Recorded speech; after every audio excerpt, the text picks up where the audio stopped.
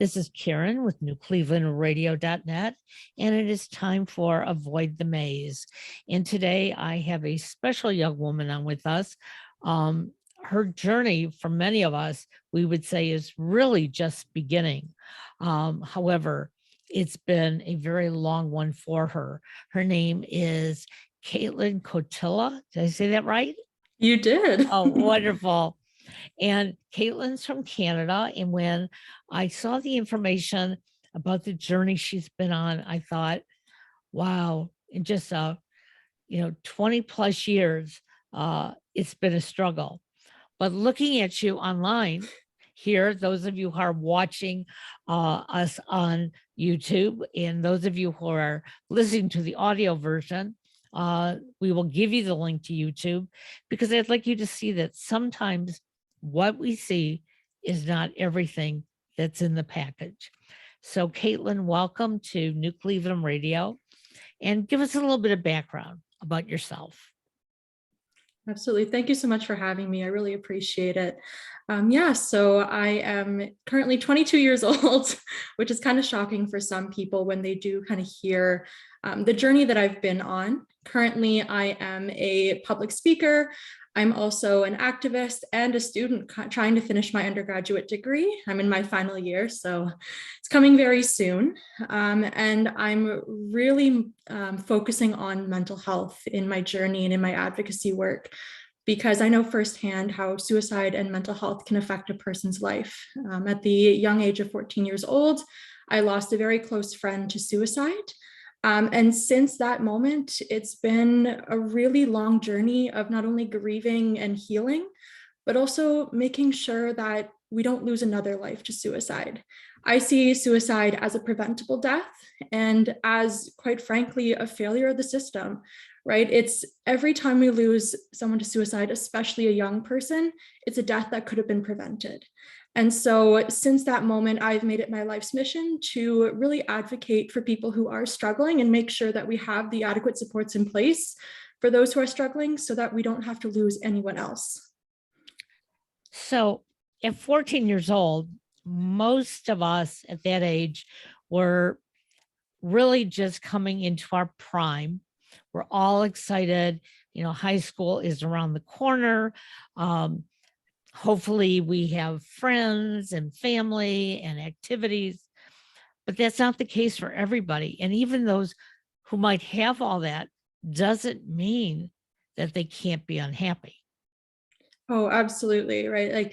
So I was 14 years old when I lost my friend. We were just going into the 10th grade. And I know many, many people who in the 9th grade, we were all struggling. And after we lost our friends, we didn't have the support systems we needed to be able to continue forward. And so many of us who had to go through that collective trauma at such a young age had to struggle throughout our entire high school career just to be able to focus and to be able to live again and live in a way that we were happy and we felt comfortable. Because it's difficult to go through that kind of trauma at such a young age, and not even just after that trauma, but before as well. There were so many people who were unhappy and who were struggling, and you could never tell, right? You could never tell that the people who were struggling were, because we're always taught that we have to put on this happy face and we have to keep going the next day. And we're not told that it's okay to talk about how we're feeling and it's okay to open up, and that we need to be having those tough conversations with people, because that's how we make sure that people are okay. And you mentioned they're tough conversations, and they are. I grew up in an era where my mother used to say, "Don't hang out your dirty laundry for the neighbors to see." And I would say to her, well, how do I let them know if I like something or don't like something? How do I let them know that I want to be part of it or don't want to be part of it? And her comment never really addressed those answers for me. And much like the youth of today, I walked around with a big smile on my face, even when I was hurting inside. However, I have to say that my generation was not exposed to suicide like your generation has been. uh, Mm. the internet and social media have just brought it to the forefront. So you mentioned your friend. Did you have any idea No. personally? No. No, I had no idea, right? I knew that, she was struggling a little bit. And I think we all kind of were struggling to transition into high school, but none of us had any idea just the magnitude of what she was going through, right? Because there's a difference between knowing that someone is having a bad day today, and knowing that someone is battling these inner demons that are so heavy that it leads to then losing their life to suicide, right? So absolutely, it's something that we need to talk about. And I think, we are trying to unlearn that idea that, oh, you can't talk to people about this stuff. That's an idea that we're constantly having to unlearn, because it's one that has been so deeply ingrained in society, right? Like, I think very well the same thing happened to me, right? Where I was told as well, no, you can't talk about this. You shouldn't talk about this. You have to just keep it in. And it wasn't until I lost someone that I realized that no, we need to talk about this. All of us need to talk about this. Um, I also like how you brought up social media and youth, because I think that youth, especially today with social media, are facing so many new types of pressures that we've never seen before. And they're having to grow up at rapid rates when really they're still children, they're still youth. And they're having to face these pressures and these different kind of instances and things going on that nobody had to face other than this generation, Right. right? New challenges, new problems that we're still learning. And it's wild to see what youth of today are having to go through. And as the youth of today are going through it, their parents, their grandparents are experiencing a totally different world and conversation. Um, and so, my question to you is, when your friend committed suicide, who did you go to first for the comfort that you needed? Mhm. Honestly, at first, I was a little bit in denial. I'll be honest. Okay. I went through those kind of stages of grief in a very different way. And one of the first stages of grief is denial. And it's something that I sat with for a very long time. Was I sat there and like, oh, I'm not affected by this. I can move forward, no problem. I'm not struggling in my own ways. But then eventually it hit me and it's like, no, I'm really, really struggling with this and I need to talk to someone. And so I turned to my family first, and I give them all the credit in the world because I think they did the best they could with what they knew and what they had. But families and just people in general, support systems are not properly equipped to deal with suicide loss in the way that we should be equipping people. Right. There's so many layers to grief when you're grieving someone who's lost their life to suicide. And we don't prepare people for how to support people who are going through those extra layers of grief that you don't experience through regular loss. Yeah, I think sometimes as a parent, we just want to make you all better, which it really is not up to us to do that. Our job Mhm. is really there to support you through the path that you're going through, to um, not question why you Mhm. feel happy, sad. My son went through something very similar this past year. Somebody who bullied him all the way from elementary school all the way through high school. And when I say bullied, to the point of um, molesting him and Mhm. having to hold all that in because he was embarrassed. Um, and when he came and told us, it my first reaction was I wanted to put my arms around him, hug him, tell him everything was going to be okay. And instead, I just looked at him and I said, just keep talking to me, talk, because it wasn't up to me to say anything. It was something he had to get out, he had to express. And the best I could do for him was try to recognize it as best I could. And then I actually put myself into counseling so that I would not create triggers for him. Mhm. And I know to our listeners that may sound a little aggressive, but if we don't have the tools, we need to find them. Mhm. Absolutely. I agree entirely. Right. And I'm so happy that you mentioned, going to counseling and being able to deal with your own things that are going on, because that is so important. I can't stress this enough. I recommend to anyone who's able to go get counseling, get therapy, do what you need to do to be able to handle those things, even if you're not struggling with mental illness yourself. It's so, so important to be able to have that support system and be able to talk about the things that have not only currently gone on in your life, but previously gone on in your life. And you don't realize the demons you're struggling with until you have that avenue to talk about it, and to talk about it in a healthy and productive way. Oftentimes we look to our support systems, like our close friends and our family, to talk about these things. And that's wonderful that they're there for us. But sometimes, they're going through their own things too.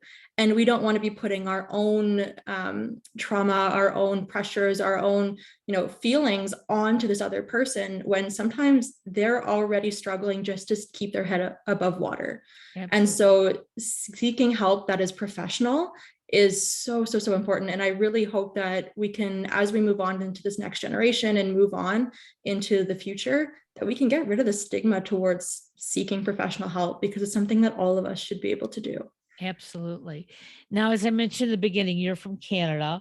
I'm here in the United States.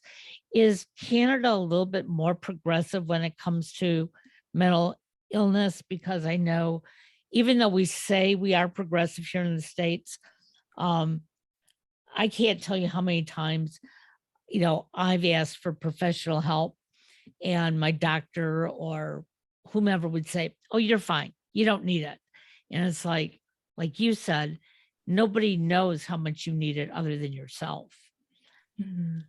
Yeah, I would say we are a little bit progressive, but we do have a long way to go still, right? And I think that that can be said about most of the places across the world right now. Is we've done our collective share of trying to reduce that stigma, but those conversations have only gone so far, right? And I particularly think around the idea of, we've been talking about the depression and anxiety, but we haven't really started talking about some of those more unsavory mental illnesses and those unsavory parts of mental illness, right?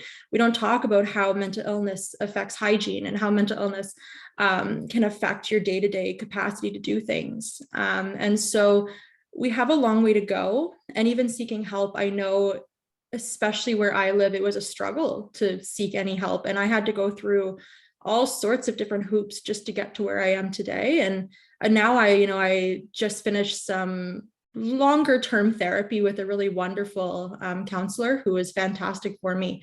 But I did that at 22 years old. I needed help when I was 14, Right. right? Like Exactly. it was a long way to go to actually get the help I needed. So, how did you get to the point where you said, I'm going to go out and I'm going to advocate and I'm going to become a public speaker? Because sometimes we look at individuals like yourself who have this mission and we go, who's she? She Mhm. doesn't have a degree. She's still young. What kind of trauma could she have gone through? So, how did you get into this position? Yeah, it took a while, I will say. I first had to deal with my own demons and deal with myself first. But I remember sitting there one day and I felt really compelled to share my story, because I'm sitting there and I'm like, you know what? I've struggled so much to get to where I am today. And I can guarantee that there's somebody else out there who's had to go through the same experiences I have. And I felt really compelled to make sure that nobody else has to be in the same position I was. Throughout my entire life, I've always gone into things with the idea that you leave everything you do a little bit better than it was before you got there. And I think that's how I feel about life as well, is I want to leave the world a little bit better than it was before I got here. And so with that mentality already in my mind, it was kind of a no-brainer for me to go and continue on. And because I was so passionate about, making sure that we didn't have to lose another life to suicide, it kind of felt like the natural path. I will say the other thing too is I look back and I look at the life that my friend never got to live, right? They were so young when they lost their life, and there was so much life that they could have had and they didn't get to live because mental illness and suicide took that life away from them. And so I live every day with the idea that not only am I going to live this life for myself, but I'm going to live this life for her. I'm going to live the life that she never got and make sure that other people can, and they can live their life to the fullest. I mean, that is a beautiful tribute to her, her family, but for life itself, because we need to be more aware of what's going on around us. It doesn't mean even if you were aware that you could have saved her, because in reality, we all have to find that within ourselves to be saved. That means we have to talk about it. We have to acknowledge it. And if we don't, it's just going to eat away at us. But as I hear you telling your story, it reminds me of a Netflix series that was on, and I'm sure you saw it, 13 Reasons Why. And, you know, I've watched it. I've gone back and rewatched bits and pieces of it. And I really recommend to anybody who may be listening to this saying, what does a 14-year-old have to be depressed about? Why is Katlyn at 22 devoting the rest of her life to something like this?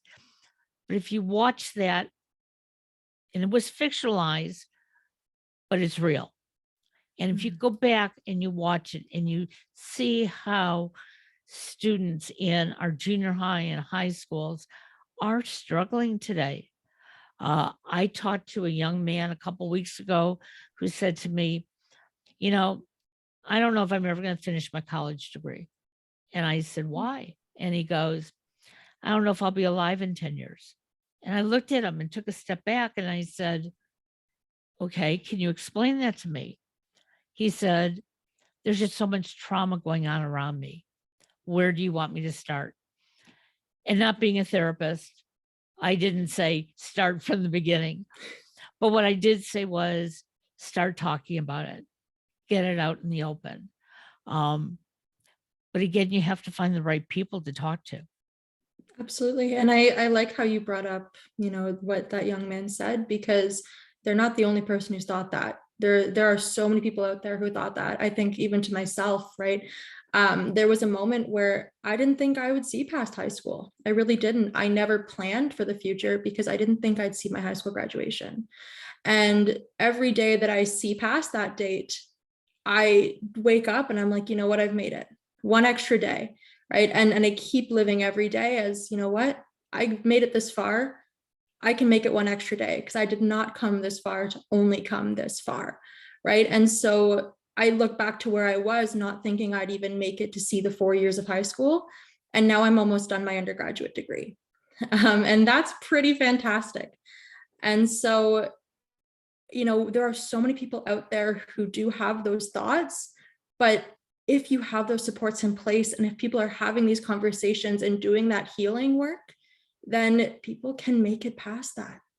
They can, because I'm living proof, right? I am living proof that someone who has those thoughts, someone who, has those plans and doesn't think that they're going to make it can, and they can live a very successful and happy life.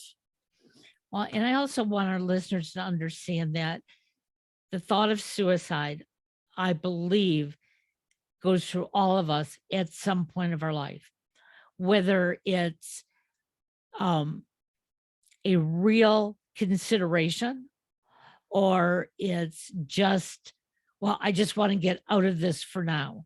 And I know as a young person, that was me. I knew I never would do it, but I would think if I just killed myself today, I wouldn't hurt anymore. Nobody would have to worry about me. But then 10, 20, 30 minutes later, a week later, I realized, wait a second, that's not the path I want to go. But it doesn't mean that we don't have those thoughts. And those thoughts can be triggered by so many things that we need, it's even the conversation we just have with ourselves, not even with the other person.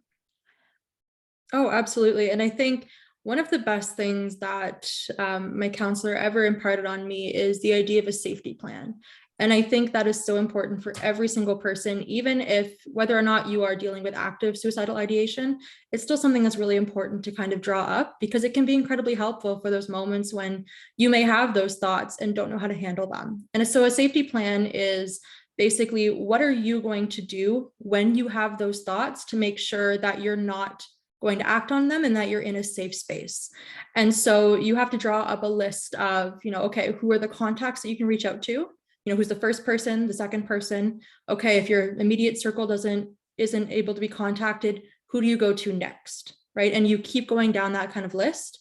Then you write out, okay, what are some activities that make you feel better? What are some things that you can do that are going to keep your mind off it and are going to distract you long enough that these thoughts can eventually pass?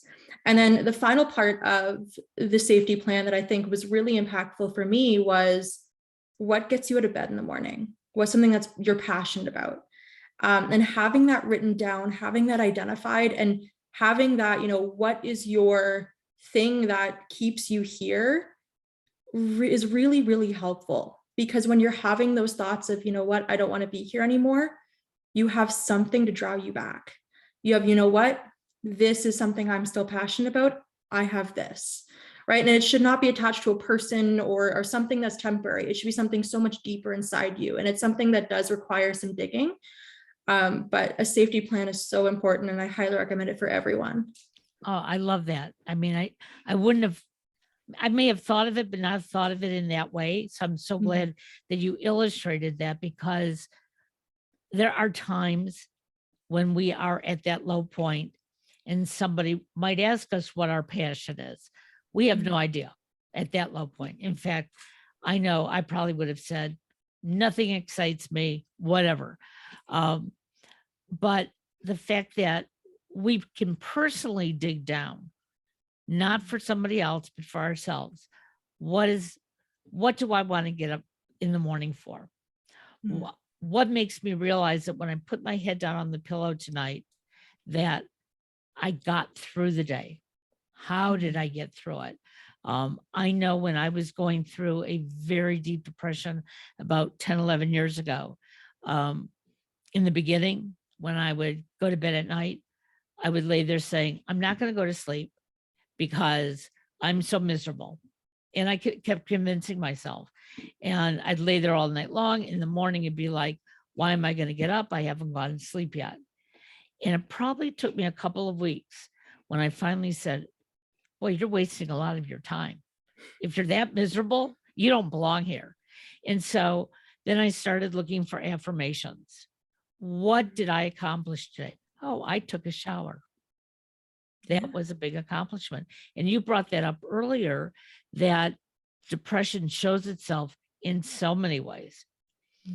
So when this first hit you and your friend was no longer there and you felt deep and dark, do you remember what the first thing was that helped you start to crawl out of it? Oh my goodness. I think the very first thing was I had to feel it, right? Because I was in denial for so long, I really had to feel it. And I don't think it fully hit me until I think the day before her actual funeral was when it hit me like a ton of bricks. And I just had to cry. I went in the shower, I sat down, I had the water running, and I just bawled and I screamed and I cried and I listened to sad music and I did all of the things. And I had to feel those things. And that was the first step to being able to heal. Because I find that if you don't actually address and feel the feelings that you have, you can't deal with them after the fact, right? You can't identify them. You can't figure out, okay, how do I go from here? Because all you're doing is you're building it up, right? And so it starts here, but then it builds and it builds and it builds. And eventually you have it so that you're so full, you feel like you're going to burst with emotion, but negative emotion, right? And so step one was feeling. And then step two is I had to wake up the next day and say, okay, this is something I'm dealing with now, and I'm going to take one step at a time, one day at a time. And every day is going to look different. Every single day, your 100% is going to look different. But as long as you're giving your 100%, that's great.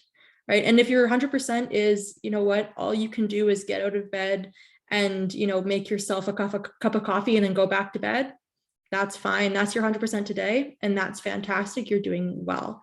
Right. And so just continuing to go on the day and figure out, okay, what does this 100% look for me today is good enough. And I think taking those steps and just trying to push that 100% every day a little bit further, say, okay, today I got out of bed, grabbed a cup of coffee, and then went back in. Fantastic. Today I'm going to go out of bed, grab a cup of coffee, make myself some toast, and then go back to bed. Right. And little incremental steps like that are, I think, how you start to heal. Absolutely. So you're about to finish your undergraduate degree.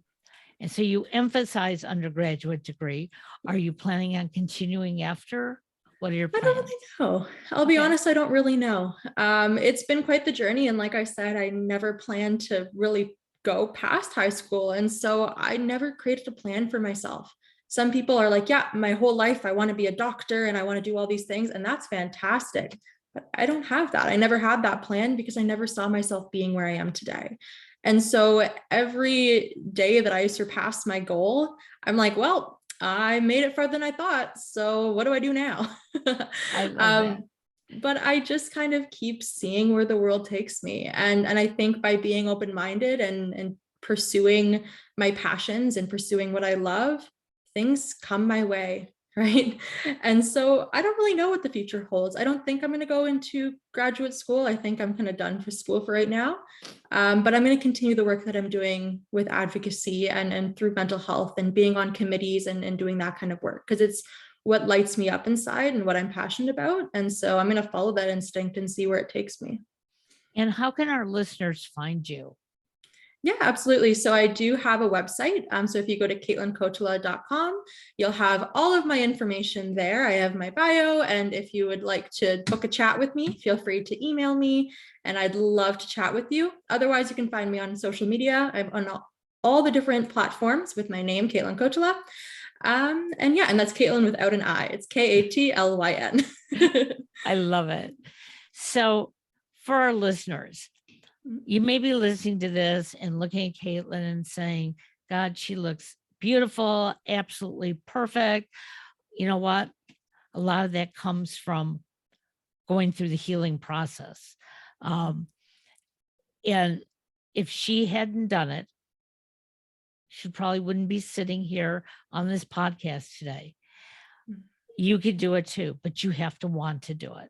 And that's anything we decide to do in life, whether it's, make that long-term plan to become a doctor, make that short-term plan to get up tomorrow morning and just pour ourselves a cup of coffee. Let somebody else make it. We just pour it.